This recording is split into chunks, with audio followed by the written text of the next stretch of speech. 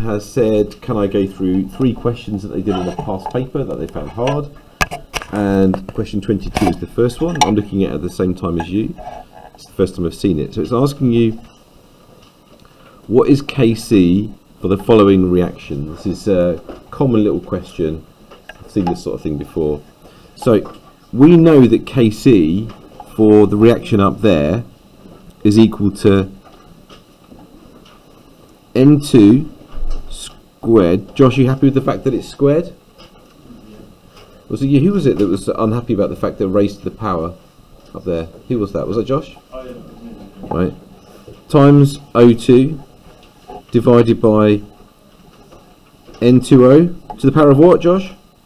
1. There's the equation. Yeah, that's fine. The Kc, that one. So that's Kc, and we're told that that is 7.3 times 10 to the 34. And let's get rid of that so you can't see it. And it's asking you what this one is. So let's write down what that is. That equation, so I'm going to call that Kc prime. That's N2O divided by N2 and then O2 to the half, which is the same as the square root of O2, right? You're happy with something raised to the power of a half, it's the same as square rooting. Right, so how do those two equations relate to each other? If you flip it upside down, you get the right substances in the right places.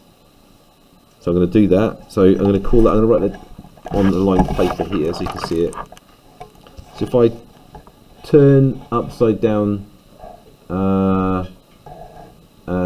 which one? The original. This is the original one, isn't it? If I turn that upside down,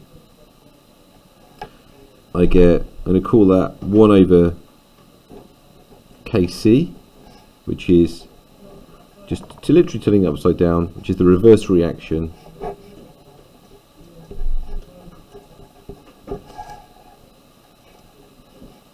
Is that right? Happy with that? That's 1 over Kc.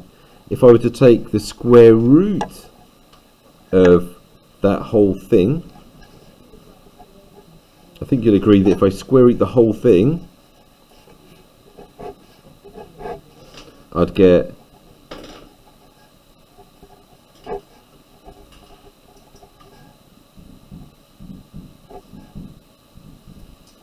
have I messed this up? No. I'll get that. Looks like I made a mistake somewhere. Pause this, I think. Yes, so that was right. So it's B, and B is the correct answer. 20. What's the next question, please? 34. So Kw is 1 times 10 to the 14, which we know, and it's in the data book. Remember, well, if you haven't noticed, it's in the data book. Kw. Let's just write it here. Kw is equal to H plus times OH minus. This is a good time to remind you folks that I did ask you to do a worksheet on Kw. I think I gave you the few perturbed faces. There was a worksheet on Kw which we started in class, and it was Ka times Kb equals Kw, all of that stuff. Just remind you, I don't think I ever checked that you did that, so I'll be wanting to make sure you've all done that, and it is important we do it. Let's have a look. So which solution is basic at 25 degrees C? So if you've got a concentration of H plus that is greater than 1 times 10 to the minus 7, then that's going to be acidic. If you've got a concentration of hydroxide that is less than 1 times 10 to the minus 7, it's acidic, and vice versa. Okay, so we can see the right answer is D. We've got a concentration of H plus that's less than, that's less than 1 times 10 to the minus 7, so it's alkaline, basic. It's that straightforward. This one is acidic, that'll be pH 3. You can do that with a calculator. This one would be pH, it's looking at, it's a really tiny number, so POH would be 13, so pH would be 1. Yes? That one's pH 4. you could learn that way as well. This would be pH2, pH1, sorry. Yeah, pH1, all right? pH 13. Yeah, okay. The next one was what? 35. No, 33. 31. It's not, it can't be 35 because you got it right.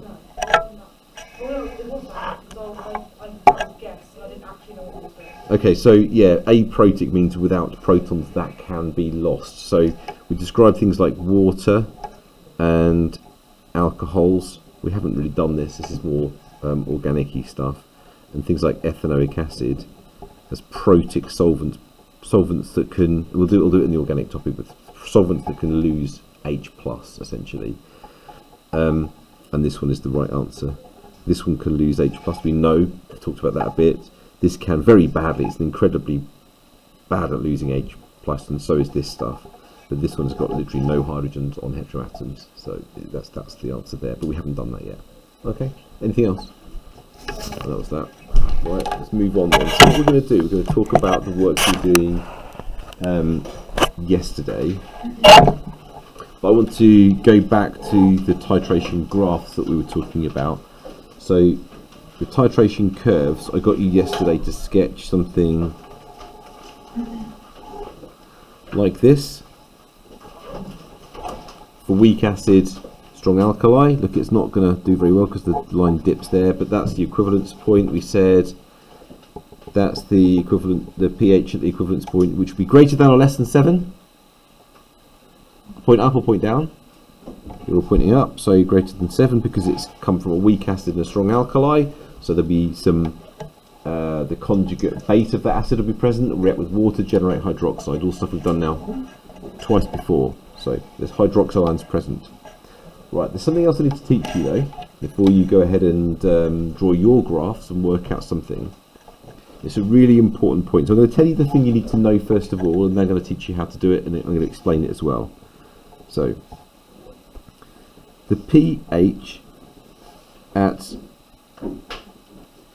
half the equivalence point is equal to the pKa of the weak acid.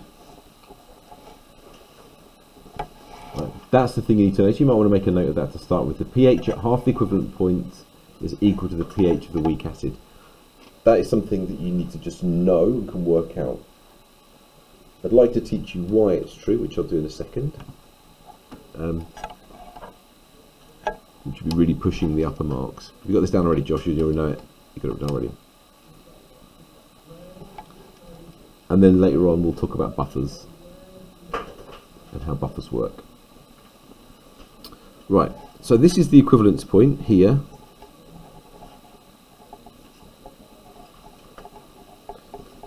And let's say, for argument's sake, that is e.g. 25.00 centimeters cubed, right? Half the equivalence point is half the volume. So half the volume is there. And some people think half the equivalence point is half the pH. It's not, it's half the volume. So this is half the equivalence point.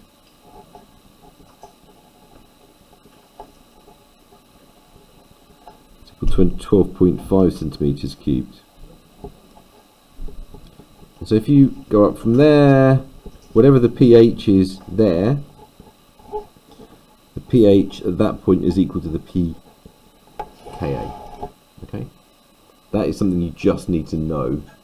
That's just a straightforward fact from the syllabus. But I'd like to teach you now where that comes from, and you'll do. I've got an example question for you to have a go at, as well as your own graphs that you need to draw and work out from as well. All right. Just wait for everyone to be ready. Okay, Louis, okay? Yeah. All right. So where does that come from? Now I'm not gonna hang around doing this. You're not gonna have to do this derivation, but I'm going to walk you through it because I want you to know it properly. So you know, and we'll come to this in a bit more detail when we talk about buffers. But you already know that Ka is equal to H plus times the A minus, whatever the salt of the conjugate base is, divided by HA, right? Up to this point, H plus and A minus have always been the same, which is why we can do that square rooting thing. We say that this is equal to H plus squared over HA, and we can do all that stuff to work out the pH of weak acids. But in this situation here, which is when we call it a buffer, and I'll explain all of that later on, this and this are no longer the same as each other. So that's where this breaks apart a little bit from what we've done before. If we take minus the log of both sides, this relies on you knowing a little bit of logs, but I'm going to show you anyway, so you don't need to memorize it. Minus the log of Ka is equal to pKa. Minus the log of H plus is equal to pH. And we can, I'm going to deliberately sort of break this apart like so. We can say minus the log of A minus divided by HA. Okay. That version, this version of that equation has got a name. It's called the Henderson-Hasselbalch equation, which they no longer seems to be in the syllabus. It's not required. It's no longer in the data book. I checked this morning just to be sure, but I'm showing you anyway. There's variations of that. Often it's written as pH is equal to pKa plus the log of A minus over HA. It's often written like that. You can just hopefully see that all I've done there is I've thrown this term over to the other side. Okay, happy with that? So I've done there. Again, you don't need to do this derivation. I just want to show you because I like doing chemistry properly if I possibly can. Right, at this point here, at the half equivalence point, so you've got that bit. Are you all happy with what you've written down? Then I'll talk about chemistry, which is much more interesting than maths.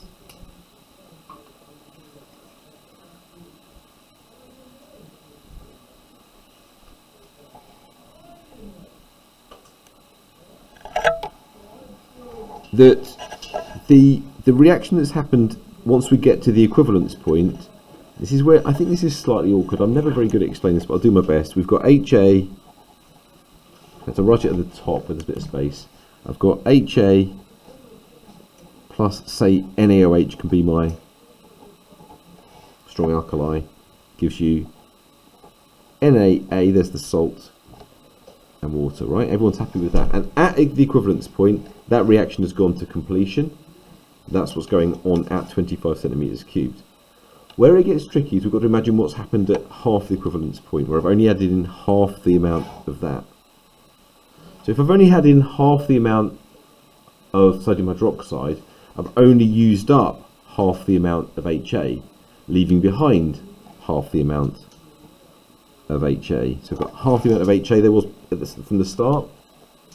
And I've also created half of all of the sodium conjugate base that I'm going to create. The key point though is there'll be none of that in there because it's all been used up, and that the number of moles and therefore the concentration of those things is going to be the same. That's the key point. So at the half equivalence point, the concentration of HA and NaA are going to be the same. Mathematically that's significant because when you come down here, if the concentration of A minus, which is the salt, and HA are the same as each other, that and that are the same, what does that come to then? The same number divided by the same number is equal to 1. The log of 1 is 0, so we can just cross that out, and so pH is equal to pKa. Happy with that? You do not need to produce that derivation in your exam, but you do need to know this. I sometimes think that showing you the maths properly helps you to remember the key point. What you're going to do shortly is you're going to draw the graphs from the data that you got yesterday. They'll end up looking something like that, hopefully. You're going to sketch that. You've all got bits of graph paper, I think. And you're going to determine the pH at the equivalence point, which is this point here. And you're going to work out, explain why the equivalence point is not pH 7. You can see how standard these questions are. These are IB questions, exactly what I've just been teaching you. calculate the concentration of the weak acid before the titration. Well, you can do that. This is, by the way, a syllabus point. You're going to work out the concentration of the acid because you know the pH is whatever it was at the start, like 2.3 or something. So you can use the equation. We can use the equation that we've already worked on for weak acids to know what the concentration of the acid was, although we do know that. And you're going to work out the Ka of the weak acid, and you're going to leave question 5, which is the titration for now. So you're going to do this twice. You're going to do it once with your own data, and you're going to do it then with this data here. So you can do it twice.